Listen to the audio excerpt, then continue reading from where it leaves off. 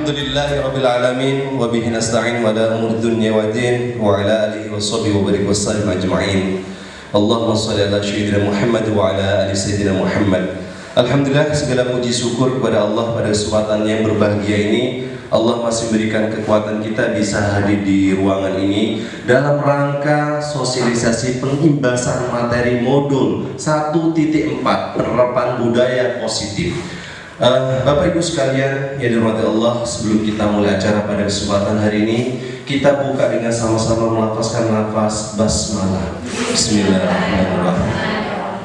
Yang terhormat kami hormati Kepala Sekolah SD IT Al-Qolam, Ibu Rince Ferdiana SPD. Yang kami hormati Ibu Kepala Sekolah SMP IT Al-Qolam, Ustazah Gustivianti SPD GR. Pada kesempatan hari ini nanti kita akan mendapatkan pencerahan dari beberapa narasumber kita. Sekali lagi mohon antusiasnya Bapak Ibu sekalian untuk mengikuti pelatihan ini, pengimbasan ini. Semoga kita bisa menerapkan apa yang guru penggerak calon guru penggerak angkatan ke-6 Kabupaten Bengkulu Selatan ini supaya bisa diterapkan dan aplikasikan di sekolah kita. Untuk itu langsung saja, tidak banyak yang saya antarkan pada kesempatan ini, langsung saja kata sambutan yang pertama akan disampaikan langsung oleh Ibu Kepala Sekolah SD Al-Qolam kepada Ustazah Rince Ferdiana SPD. Dipersilakan. Assalamualaikum wabarakatuh. Waalaikumsalam warahmatullahi wabarakatuh. Alhamdulillah Ustazah, sebelum kita mulai kita bebantun kuda. Makon dek tegang nih.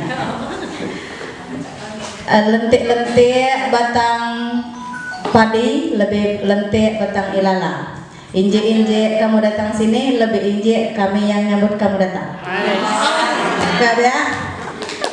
Ustazah, alhamdulillah hari ini Allah berikan kecerahan, kesehatan kepada kita, kesempatan sehingga Ustazah, Bapak Ibu sekalian dapat memenuhi undangan oleh narasumber kita Ustazah Sri dan Ustazah Mutia.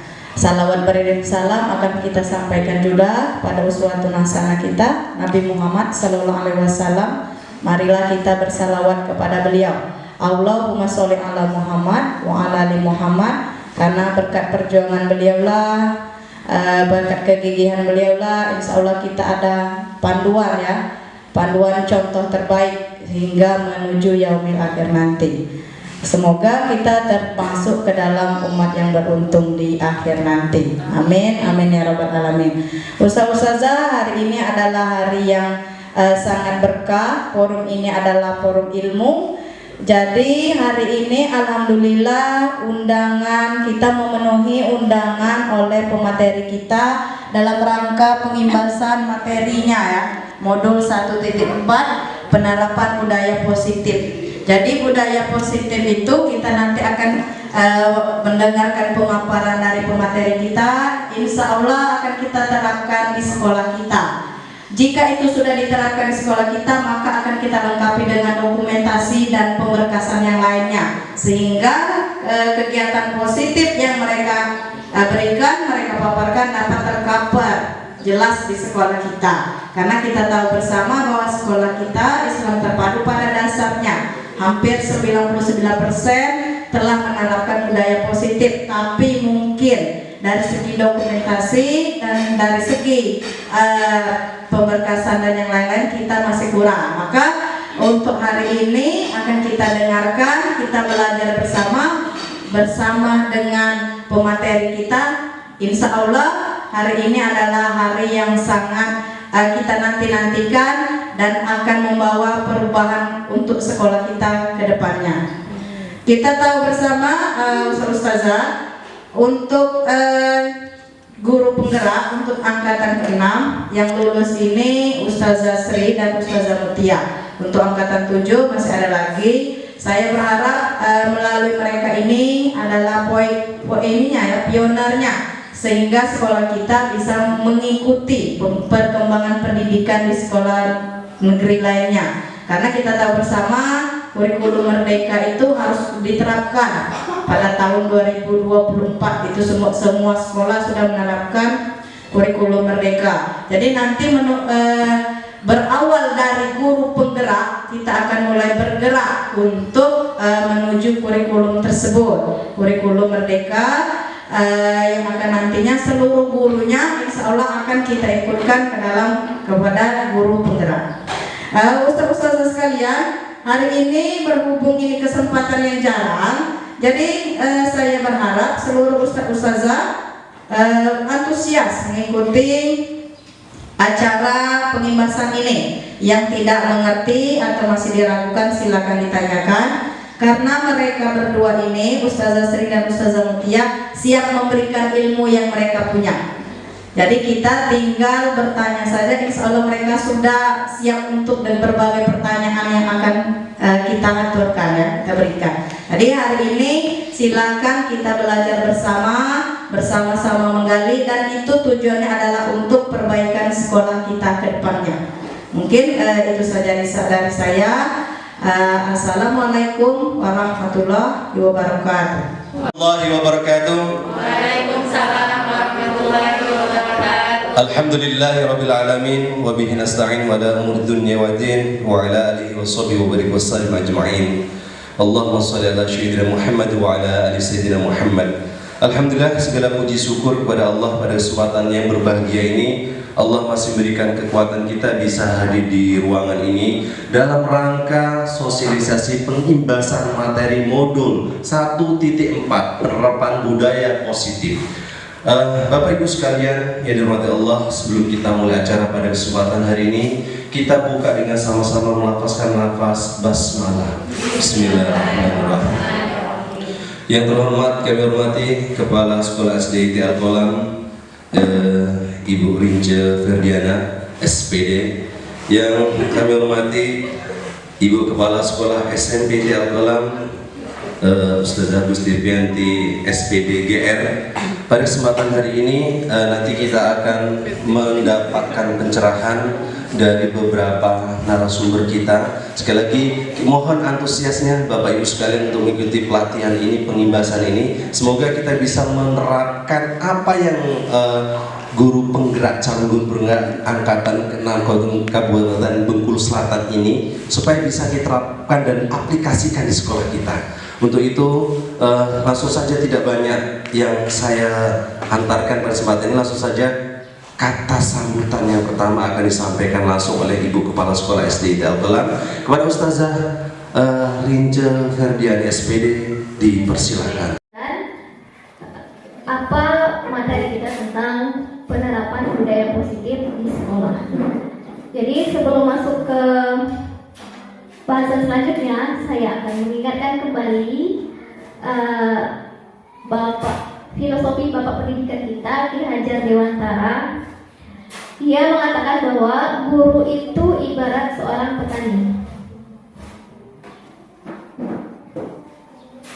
Pada hakikatnya, petani itu menanam padi, dia harus menciptakan lingkungan tumbuh padi agar bisa tumbuh dengan subur, memberinya pupuk, membersihkan rumput, kemudian membasmi hama. Nah, seperti itu juga seorang guru. Ketika kita mendidik anak, maka kita berusaha menciptakan lingkungan yang berpihak pada anak atau student center. Misal, keyakinan dibuat dalam bentuk positif. Contoh kalimatnya misalnya, jangan berlari di dalam kelas. Nah, jangannya boleh kita ubah menjadi kalimat lain yang dalam bentuk positif. Kemudian keyakinan kelas jangan terlalu banyak atau tidak terlalu banyak sehingga mudah anak-anak untuk mengingatnya. Jika ada keyakinan kelas itu yang mirip 1, 2, 3, kita buat menjadi satu kalimat saja yang serupa. Kemudian keyakinan kelas sebaiknya sesuatu yang dapat diterapkan di kelas kita, bukan yang bisa diterapkan oleh kelas lain, tapi kelas kita. Terus semua warga kelas harus berkontribusi dalam membuat keyakinan kelas atau kesepakatan kelas. Karena ketika anak membuatnya, mereka termotivasi untuk melaksanakannya. Berikutnya, nah ini yang mungkin perlu kita kembangkan lagi. Yang terakhir, bersedia meninjau kembali keyakinan kelas itu dari waktu ke waktu. Jadi ada refleksi dari apa yang sudah kita buat di dalam kelas kita bersama-sama dengan anak-anak murid kita. Ini contoh keyakinan kelas 5 SD.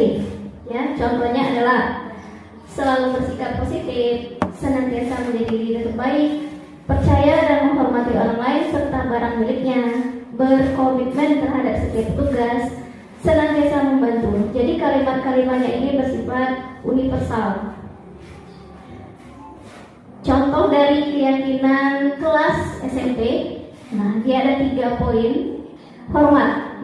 Kami meyakini bahwa sangat penting untuk menghormati semua orang dan barang milik orang lain. Kemudian bekerja. Kami meyakini bahwa sangat penting untuk mengerjakan segala pekerjaan atau mengikuti kegiatan yang telah ditugaskan. Dan yang ketiga, diterima dan dimiliki. Kami meyakini bahwa sangat penting untuk merasa diterima pada suatu kelompok dan saling peduli satu dengan yang lain. Jadi ini contoh keyakinan kelas yang telah dibuat di kelas. Mungkin di kelas kita sudah ada keyakinan kelas dan kita tinggal menjalankannya, mengoptimalkannya, dan yang terakhir adalah merefleksikan atau meninjau kembali. Untuk menciptakan budaya positif, ada hal penting yang harus kita tahu adalah tentang kebutuhan dasar setiap manusia. Ada 5. Ya, karena anak-anak murid memiliki kebutuhan dasar, kita juga. Salah satunya bertahan hidup, kasih sayang dan rasa diterima, penguasaan, kebebasan, dan kesenangan. Oke, berikut ini ada jabaran atau uraian tentang 5 kebutuhan dasar manusia.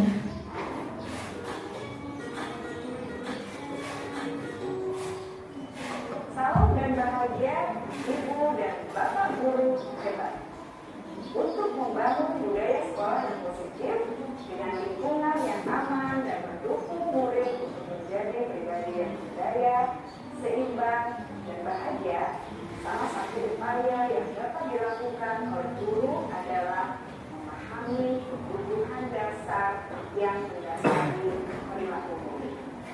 Pada video kali ini, kita akan membahas tentang 5 kebutuhan dasar manusia.